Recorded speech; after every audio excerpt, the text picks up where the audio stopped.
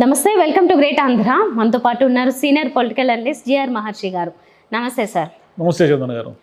Sir, ఇప్పుడు మనం మాట్లాడుకోబోతున్నది అన్న క్యాంటీన్ గురించి. ఈరోజే గుడివాడలో ప్రారంభించడం జరిగింది చంద్రబాబు నాయుడు గారు. అయితే అంతా బాగానే ఉంది, దాన్ని ముందుగా హామీ ఇచ్చారు కాబట్టి మొదలు పెట్టారు, లాంఛనంగా ప్రారంభించారు. కాకపోతే ఆయన మాటల్లో ఒకటి కనిపించింది, విరాళాలు అడగడం. మరి విరాళాలు అనేది అమరావతి నిర్మాణానికి కూడా ఆయన ఆహ్వానించారు, దీనికి కూడా ఆహ్వానించారు. ఇలా పథకాలన్నిటిలో కూడా విరాళాలు సేకరించడం అనేది సరే, తప్పో ఒప్ప పక్కన పెడదాం, కానీ ముందు ముందు పథకాలకు కూడా ఇలాగే విరాళాల మీద ఆధారపడే పరిస్థితి ఏమన్నా ఉంటుందా? ఖచ్చితంగా ఉంటుంది.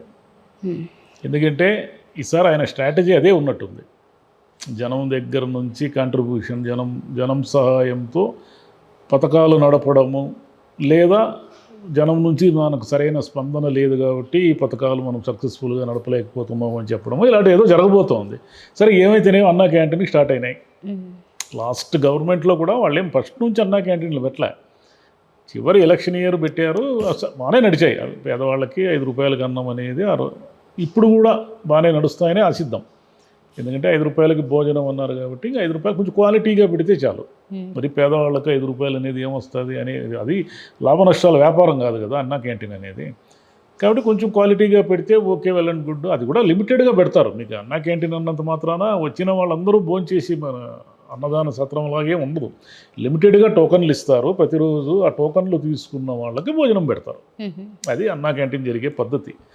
సరే, ఇక మీదట ఇంకా అన్నా క్యాంటీన్లు ఎక్కువ స్టార్ట్ చేసి ఇంకా బాగా జరిపి అది బాగానే ఉంటుంది, మంచి పథకమే. లాస్ట్ టైం ఊరికి అనవసరంగా దాన్ని పేరు మార్చుకొని పెట్టుకొని ఉండాల్సింది, కానీ వైసీపీ గవర్నమెంట్ ఏదో రాజశేఖర రెడ్డి గారి పేరు మీద ఇంకేదో పేరు మీద పెట్టుకొని ఉంటే పోయిండేది. కానీ ఈసారి వీళ్ళు మళ్ళీ ఎన్టీఆర్ గారి పేరు మీద అన్నా క్యాంటీన్ అని పెట్టుకున్నారు. కానీ అందరూ చేసినట్టే ప్రతిసారి వీళ్ళకి అది ఏం పిచ్చో ఏమో కానీ మళ్ళీ పచ్చ కలర్ కొట్టారు దానికి, అన్నా క్యాంటీన్కి.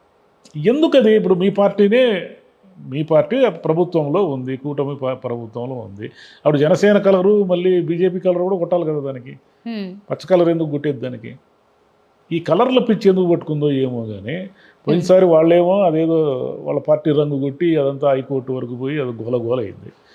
సరే, మళ్ళీ వాళ్ళని వీళ్ళు విమర్శించారు కదా, కోర్టుకు పోయారు కదా, ఈ పార్టీ రంగు కొట్టుకుంటున్నారని. మళ్ళీ మీరెందుకు అన్నా క్యాంటీన్కి పచ్చ రంగు కొట్టేది? అనవసరం. అంటే పచ్చరంగు కొట్టకపోతే మీ పార్టీని గుర్తించలేనంత దుస్థితులు ఏమన్నా మీరు ఉన్నారా? లేరు కదా.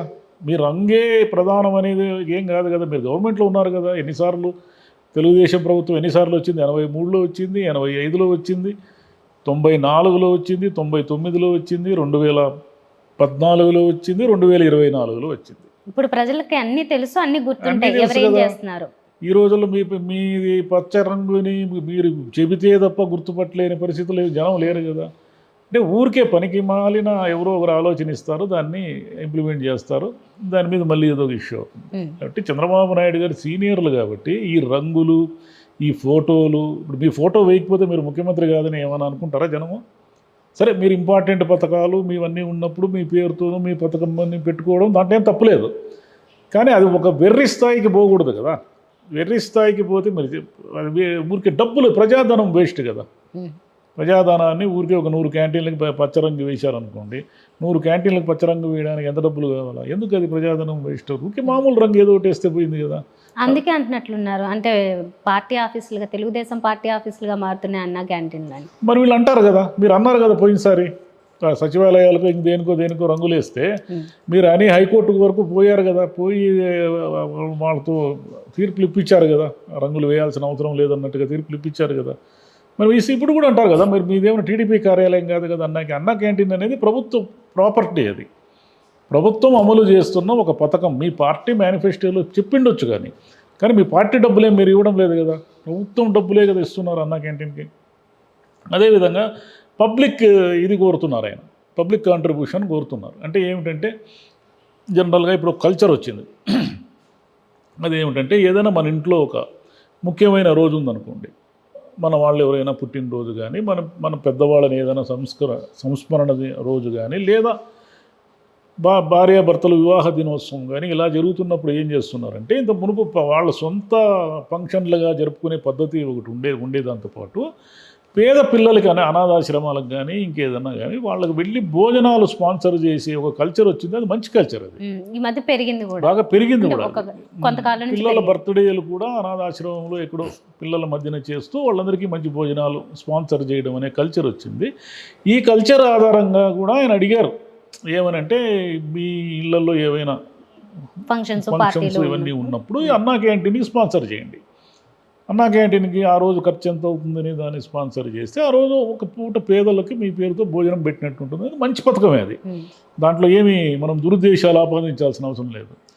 అయితే ఇక్కడ ఏమిటంటే, ఇది అన్నా క్యాంటీన్తోనే ఉంటుందా, ఇంకా ముందు ముందు అనేక పథకాలు ఉన్నాయి కదా. ఈ అనేక పథకాలకు కూడా ఇలా కాంట్రిబ్యూషన్, ఇప్పుడు అమరావతి నిర్మాణానికి కాంట్రిబ్యూషన్ అడిగినట్టు అనేక పథకాలకు కూడా కాంట్రిబ్యూషన్ అడుగుతారా? ఈ కాంట్రిబ్యూషన్ లెవెల్స్ చివరికి ఎలా మారుతాయంటే కరప్షన్కు దారితీస్తాయి. దీని మీద ఒక రకమైన సూపర్వైజేషన్ కానీ నిఘా కానీ లేకపోతే ఏం జరుగుతుందంటే, తుఫాను బాధితులకు కలెక్షన్లు చేసేసి సగం తినేసి సగం తుఫాను బాధితులకు ఇచ్చినట్టుగా ఇక్కడ ఏం చేస్తారంటే అధికారులు కానీ నాయకులు కానీ వీళ్ళు ఏం చేస్తారంటే, ఇప్పుడు ఒక పని మీద వచ్చిన వాళ్ళని నేరుగా డబ్బు అడగడం అనేది లంచమో లేదంటే అది కొంచెం ఇబ్బందిగా ఉంటుంది. అలా కాకుండా చాలా సులభంగా ఏం చేస్తారంటే, ఒకడు ఎవడో వస్తాడు, ఒక ఎక్స్ అనేవాడు ఒక పని మీద వచ్చినప్పుడు, ఏ బాబు నువ్వు ఫలానా పథకానికి నీ కాంట్రిబ్యూషన్ ఇన్ని లక్షలు అని బలవంతంగా వసూలు చేయడం స్టార్ట్ చేస్తారు. బలవంతంగా వసూలు చేసిన దాంట్లో ఎంత గవర్నమెంట్కి ఇస్తారు, ఎంత వీళ్ళు తినేస్తారు అంటే ఇది ఇది ఊహాజనితం అని కాదు, ఇలాంటివి చాలా జరిగాయి. పబ్లిక్ కాంట్రిబ్యూషన్ అన్నప్పుడు ఏం జరుగుతుందంటే, దాన్ని నాయకులు కానీ ఇతరత్ర అధికారులు కానీ కరప్షన్కు దారి తీసేసి సొంత జోబుల్లోకి నింపుకోవడం మొదలు పెడతారు. మరి దీని మీద నిఘా ఎట్లా ఉంటుంది అంటే, ప్రతిదానికి మీరు ఏదో తప్పులు ఎతుకుతారు అనేది కాదు ఇక్కడ పాయింట్. కానీ ఇలాంటివి జరుగుతాయి. పబ్లిక్ నుంచి మనం డబ్బులు అడగడం స్టార్ట్ చేస్తే ఇలాంటివి జరిగేదానికి అవకాశం చాలా ఎక్కువ. కాబట్టి దీన్ని అవాయిడ్ చేసే దిశగా, దాన్ని అవాయిడ్ ఎలా చేయాలి, ఎంత మేరకు దాన్ని ఎవరు సూపర్వైజ్ చేయాలి అనేది పాటిస్తే ఈ పబ్లిక్ కాంట్రిబ్యూషన్ అన్నా క్యాంటీన్ వరకు మంచి పథకం అది. అంటే పబ్లిక్ నుంచి డబ్బులు తీసుకొని అన్నా క్యాంటీన్ని ఆ పూట భోజనం పెట్టడం అనేది దాంట్లో ఏం తప్పట్టాల్సిన అవసరం లేదు. కానీ ముందు ఇంకా చాలా పథకాలు ఉన్నాయి కదా. 3 సిలిండర్లని రైతులకైతే ఎలా అడగలేరు అనుకో. రైతు భరోసా అవన్నీ అడగాలంటే చాలా డబ్బులు అవుతాయి. ఈ చిన్న చితక పథకాలకు ఇప్పుడు ఆర్టీసీ ఉదాహరణకు ఉచిత మహిళలు ప్రయాణం ఇచ్చినప్పుడు ఆర్టీసీని నిలదొక్కునేలా చేయడానికి మళ్ళీ ఏదో ఒక పబ్లిక్ కాంట్రిబ్యూషన్ పథకం పెట్టారనుకోండి. ఇలా దిశగా ఈ 5 ఏళ్ళు చంద్రబాబు నాయుడు గారు వెళతారేమో అని మనకు ఒక రకమైన సిగ్నల్స్ అందుతున్నాయి. ఇది గెలిచిన తర్వాత వచ్చిన ఆలోచనలు అంటారా, గెలవక ముందే కూడా ఈ ఆలోచన? మీ దగ్గర డబ్బులు లేవు, మీరు ఏం చేస్తారు? ఆయన విపరీతంగా చెప్పేసిన తర్వాత ఇప్పుడు డబ్బులు లేవు. ఈ డబ్బులు లేవంటే అప్పులు చేయాలి, లేదా కేంద్రం నుంచి ఏదో ఒక రకమైన నిధులు తీసుకురావాలి. ప్రతి సంవత్సరము కూడా అనేక పథకాలు, అంటే పథకాలకు సంబంధించిన డబ్బులు కావాలి. ఇప్పుడు నిజానికి వీళ్ళు ఏం చేసి ఉండాలి? మహిళల ఉచిత ప్రయాణం ఉందనుకోండి, నెక్స్ట్ దాంట్లో ఏమి విధి విధానాలు రూపొందించేది ఏమున్నది? అటు కర్ణాటక ఉంది, ఇటు తెలంగాణ ఉంది. మీకు నమూనా ఆడవాళ్ళు ఆంధ్రప్రదేశ్కు సంబంధించిన వాళ్ళని ప్రూవ్ చేయడానికి ఏదో ఒక ఐడి కార్డు, ఆధార్ కార్డు ఏదో ఒకటి చూపిస్తే బస్సు ఎక్కి 0 టికెట్ తీసుకొని అది ఆర్టీసీ వాళ్ళు మళ్ళీ వాళ్ళు సబ్మిట్ చేసుకుంటారు. ఇంతమంది మహిళలు ఎక్కారు మా బస్సులో, ఇంత మాకు ఖర్చు అయ్యింది అని. దీంట్లో ఏముండదు విధి విధానాలు రూపొందించేదానికి. ఒకటి. రెండవది, తల్లికి వందనం అనే ఒక పథకం పెట్టారు. దాంట్లో 3 పిల్లలు 4 పిల్లలు ఎంతమంది ఉంటే అంతమంది డబ్బులు ఇస్తామంటున్నారు. సరే, ఇప్పుడు మీరు దానికి ఏదో విధి విధానాలు అంటున్నారు. విధి విధానాలు లాస్ట్ టైం ఆయన అమలు చేశాడు కదా, ఈ పాటికి డబ్బులు పడే టైం వచ్చింది కదా. సరే, మీ విధి విధానాలన్నీ రూపొందించుకోవడానికి మాకు కొంచెం టైం ఇవ్వండి అని లోకేష్ గారు అన్నారంటే నెక్స్ట్ ఇయర్ అమలు చేస్తామని. ఈ ఇయర్ మరి లాస్ట్ ఇయర్లో పథకంలో ఉన్న మహిళలకి ఇచ్చేస్తే పోయింది కదా. మరి కొత్త వాళ్ళని ఎంతమంది పిల్లల్ని యాడ్ చేయాలి ఏమిటనే దాన్ని మీరు టైం తీసుకోండి. కానీ పాత వాళ్ళు ఆల్రెడీ ఒక లిస్ట్ ఉంది కదా మీ దగ్గర, ప్రభుత్వం దగ్గర. వీళ్ళు పోయినసారి అమ్మ ఒడి పథకానికి గత గవర్నమెంట్లో అర్హులు, వీళ్ళకి ఈసారి మనము ఒక పిల్లవాడి తరఫున ఇచ్చేద్దాము, నెక్స్ట్ టైం నుంచి 2, 3 ఎంతమంది ఉంటే దానికి మళ్ళీ విధి విధానాలు రూపొందించుకుందాము అంటే పోయింది. అలా లేదంటే ఏమిటి? మీరు 1 ఇయర్ డ్రాగ్ చేయదలుచుకున్నారు. అంటే మేము వచ్చి 3 నెలలు కూడా కాలేదు కదా, అప్పుడే అన్నీ అమలు చేయాలంటే 3 నెలల 2 నెలల అనేది కాదు పాయింట్. మీరు అమలు చేసే దిశగా మీరు వెళ్తున్నారా లేదా అనేది ఒకటి పాయింట్. ఒకటి పెన్షన్ ఇచ్చారు, అన్నా క్యాంటీన్లు స్టార్ట్ చేశారు. సో ఓకే, ఇప్పుడు అన్నా క్యాంటీన్లు అనేసరికి పబ్లిక్ కాంట్రిబ్యూషన్ అంటున్నారు.